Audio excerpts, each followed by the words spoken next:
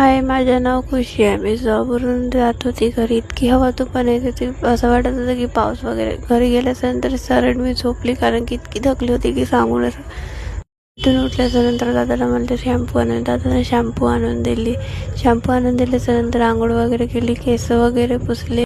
केस वगैरे पुसून झाल्याच्यानंतर तयारी केली. तयारी झाली होती माझी, तर मी मटकत होती, कारण की त्यांची तयारी व्हायची होती, दादा आणि वहिनी.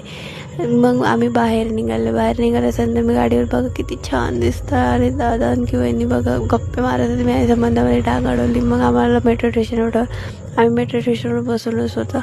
आम्हाला बसल्या इतकं बोर होत होतं, समजत नव्हतं काय करू. मग त्यावेळेस काय वेळेत इथिकेशन की दादा आले. मग आम्ही डिसाईड केलं की कुठे जायचं, का करायचं. मग डिसाईड झाल्याच्यानंतर तिथून निघाल्याच्यानंतर आम्ही गप्पा मारत, मस्ती करत, भांडण करत आम्ही मग आले. इतकं मस्त व्ह्यू होता. या व्ह्यूमध्ये हाय किती माझे रेस्टॉरंटमध्ये पोहोचले. मेनू वगैरे बघितले. मेनूज बघितल्यानंतर